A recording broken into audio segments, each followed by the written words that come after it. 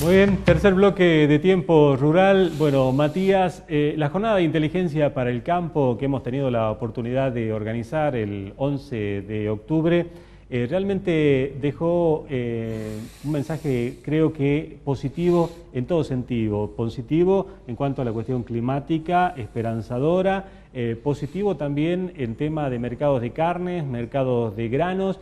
Creo que ha sido, digamos, un mensaje alentador para el sector productivo, el sector agropecuario, ¿no? Sí, sí, la idea general que cada una de las disertaciones ha tenido en esta jornada en el Salón de la Sociedad Rural, ustedes lo pueden ver, de 3 de los disertantes que estuvieron, de Víctor Tonelli en el tema ganadería, de Anthony Dean en el tema climas y de Marcelo Arcelán en todo lo que es el manejo de cuencas. Ellos 3 ya están en nuestra página web www.tiemporural.com.ar porque estuvieron con nosotros en el programa de la semana pasada. El que nos faltó por una cuestión de horarios y de aviones y demás fue justamente Carlos Echepare, el que abrió la jornada hablando sobre la perspectiva de granos y un poco la situación nacional en la que estamos, ya que él es analista de granos y gerente de noticias en Canal Rural. A él lo entrevistaste vos y creo que es lo que vamos a ver ahora, ¿no es cierto? Exactamente, lo vemos entonces. Bueno, Carlos Echepare, una jornada que nosotros le hemos llamado acá en Salta Inteligencia para el Campo, hacer un poco inteligencia de qué es lo que puede llegar a pasar a futuro, y realmente hacer futurología en nuestro país es muy difícil, ¿no? Incluso hablar sobre hasta los mercados que tienen cierta certidumbre en otros lugares del mundo, acá también tiene incertidumbre, ¿no? Ahora, ¿qué mensaje le dejas a los salteños y a los productores de la región? Mirá, Germán, yo se lo decía a lo largo de la charla, nosotros tenemos conciencia de que hay un relato y hay una realidad. Y siendo consciente de eso, muchas veces actuamos en función del relato y no de la realidad. Entonces yo le decía a los productores, empecemos a ver la realidad. ¿Y la realidad cuál es? Que tenemos enfrente un año muy difícil, y no estoy hablando de clima, sino que estoy hablando de cuestiones económicas, en donde el contexto internacional ha cambiado, lo que no significa que sea malo, es decir, seguimos teniendo un buen contexto internacional, pero no el del año pasado, fundamentalmente porque las economías no están creciendo tanto, pero principalmente en el caso de los granos porque hay una mayor producción mundial y entonces la oferta pasa a ser mayor que la demanda, y la demanda entonces pasa un poquito a manejar ese mercado. En ese contexto, precios más tranquilos, en ese contexto, precios más tranquilos significa que la Argentina siente el impacto y a partir de allí se generan los problemas, porque vos tenés un precio que ya no te responde a las expectativas, pero además tenés un fuerte incremento de los costos de todo tipo, y tenés también problemas como la presión impositiva, problemas como el tipo de cambio, varias incertidumbres nuevas que de alguna manera te generan un mayor riesgo. Y que cuando vos te vas de la zona de la pampa húmeda, que es la zona, digamos, que se refleja un poco, digamos, más de cerca todo el tiempo, te vas a las zonas más lejanas, como puede ser esta, el problema además se transforma en mucho más grave. A partir de allí yo le decía a los productores, bueno, lo primero que hay que hacer es trabajar sobre seguro. Es muy difícil en este mercado trabajar sobre seguro, pero existen mecanismos que te permiten por lo menos garantizar cierto nivel de precios. Bueno, hay que tratar de utilizarlos, hay que informarse y tratar de utilizarse. Estar informado todo el tiempo, ese es otro dato elemental.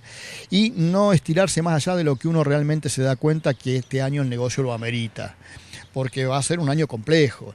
Entonces, en los años complejos, que no solo va a ser este, sino yo también creo que va a ser el próximo, por las características del gobierno que vamos a seguir teniendo en los próximos 2 años, un gobierno que seguramente va a profundizar su apuesta a un modelo que no ha sido favorable para el campo, vos tenés que estar preparado para la salida del modelo. Una salida del modelo que puede ser complicada y que no te puede agarrar mal pertrechado, como te pasó en el 2001-2002, es decir, con niveles de deudas por sobre tu capacidad de pago, con niveles de inversión que por ahí no responden a tu necesidad productiva. Es decir, en todo eso hay que ser mucho más cuidadoso y previsible. Bueno, Carlos, es indudable que en este momento los productores tienen que tomar algunas decisiones, estamos en el tiempo justamente de hacerlo. Ahora, ¿hay algún consejo para volcarse a algún determinado tipo de cultivo? Atento a que, bueno, acá tenemos algunos cultivos que son más marginales que otros, pero bueno, en definitiva, ¿cuál es el consejo pensando justamente en el mejor negocio del campo? Bueno, depende de las circunstancias en las que estés pasando y depende de cada productor, pero aquel que hizo trigo, por ejemplo, venderlo lo antes posible, ni bien empiece su cosecha, porque ustedes tienen la ventaja de levantar la cosecha antes de que aparezca el trigo de la pampa húmeda, que es cuando se va a producir, digamos, la caída fuerte de precios. Respecto al que tiene que decidir la siembra, también depende de la utilización que vos quieras hacer de lo que produzcas. Yo creo que un maíz para consumo es una cosa. Si vos me decís, no, mi intención es que el maíz se exporte y hacer un negocio comercial, es mucho más difícil de que lo puedas hacer, porque las condiciones hoy no están dadas para eso. Entonces caes en la soja.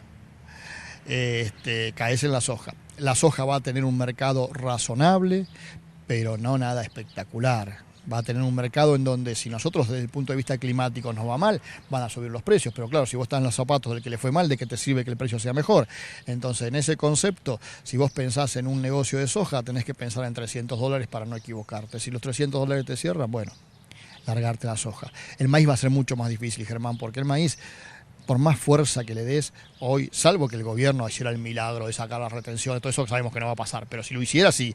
Pero hoy por hoy un maíz tenés que pensar en $160, $165. Es decir, que estamos muy lejos de la pretensión que puede tener un productor en esta zona que quiera ser rentable. Entonces, me parece que las limitaciones... Es un año para mantenerse, digamos. No veo que sea un año para crecer, y mucho menos si tenés que invertir.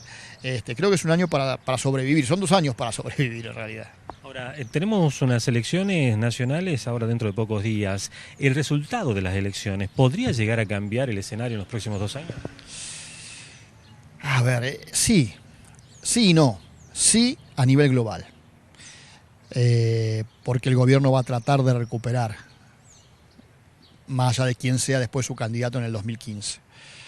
Pero va a tratar de recuperar. Pero no va a tratar de recuperar haciendo los cambios que supuestamente habría que hacer a nivel económico global para favorecer al campo, por ejemplo, sino todo lo contrario, va a profundizar ese modelo clientelístico que ha venido teniendo hasta ahora, para el cual va a necesitar más recursos, y de hecho ahora estamos viendo que está volviendo a endeudarse, pero no está endeudarse para construir caminos, para generar infraestructura, para poner nuevas industrias, para desarrollarse, está endeudándose para sostener este modelo que evidentemente está haciendo agua por varios lados. Entonces, me parece que ese es un tema. El otro tema, desde el punto de vista político, la composición del Congreso no va a cambiar demasiado.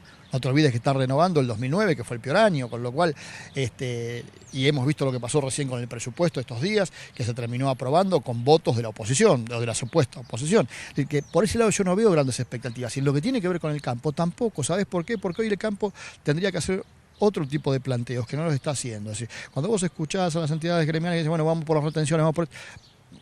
Vos sabés que eso es imposible hoy. No es que no sea lo que hay que pedir, pero en la práctica hoy es imposible. Que pase una eliminación de retenciones por el Congreso, suponete que llegue al recinto, no pasa, porque hay una realidad. En el caso de la soja, el 30% vuelve a las provincias.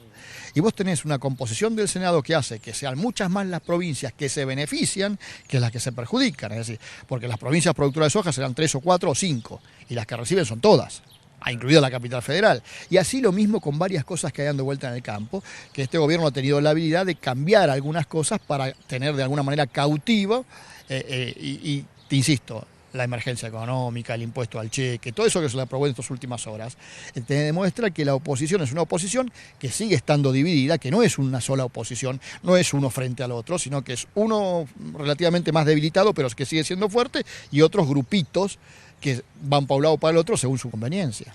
Carlos, ¿qué análisis haces vos de un tema que nosotros acá tenemos mucha carencia, que es el agregado de valor de la materia prima, que tal vez sea una de las soluciones para los fletes estos extensos que nosotros tenemos a puerto? Máximo teniendo en cuenta que, por ejemplo, ahora la soja ya estamos perdiendo mercados con el tema del biodiesel, entonces eso hace que por ahí se pueda debilitar alguna intención de inversiones de un emprendimiento de esa naturaleza acá. Bueno, ¿qué análisis haces vos justamente de ese tema? Mira, es un tema muy interesante que yo, la verdad, no tuve tiempo de plantearlo en la charla y que siempre lo comento. Nadie puede estar en desacuerdo de agregar valor. Creo que sería la solución para todos. Ahora, ¿cuál es el problema del agregado de valor que tiene hoy el campo? Que el campo es muy eficiente produciendo la materia prima y de hecho la exportamos toda. Ahora, cuando vos entrás en el proceso de agregado de valor, entrás a pelearte con todas las ineficiencias del resto de la infraestructura que tiene la Argentina para agregar valor. Y el error que sea desde la infraestructura, no sé, de caminos, a la conflictividad gremial, a lo que vos quieras. El ejemplo más clásico que siempre damos es el trigo. El brasileño viene y te compra el trigo. Ahora vos decís, no, te vendo la galletita ya hecha. Y te dice, no, mirá, ¿sabés por qué? Porque el trigo me sale bien comprarlo en la Argentina. Ahora la galletita me sale mucho más barata producirla en Brasil. A eso sumale hoy el problema de tipo de cambio. Vos tenés un sistema que hace que un obrero de la alimentación en la Argentina gane $3.000 por mes. No porque se esté haciendo millonario, sino porque es un tipo de cambio que está destruido. Un obrero en Brasil gana $500. Entonces te resta competitividad. Entonces son varias las cuestiones. Y el gran problema fue que durante 10 años vos no invertiste el agregado de valor. Porque si tuviste 10 años de crecimiento y sos un gobierno que intenta agregar valor, lo que tendrías que haber hecho es instalar en determinados lugares plantas para biodiesel, plantas para procesar maíz, favorecer, por ejemplo, el convertir el maíz en carne, que ya es un agregado de valor importante como en su momento lo hizo Brasil, y todo eso no se hizo exactamente lo contrario. Entonces, por un lado te dicen el campo no agrega valor. Es cierto, hay una parte importante del campo que no agrega valor, pero si lo agregaran deja de ser competitivo, pero no por responsabilidad del campo, sino por todo lo que en la Argentina no se hizo o se rompió. Bueno, realmente un tema complejo, interesante de seguir analizando, y máxima cuando uno analiza las cuestiones desde las economías regionales, que siempre tienen condicionantes muy particulares, y bueno, eso es lo que nos pasa a nosotros. Carlos, te queremos agradecer mucho que nos hayas visitado en Salta. No, al contrario, a vos, Germán, a Matías, a todos, gracias por invitarme, y va a ser un gusto venir las veces que me inviten. Gracias. A vos.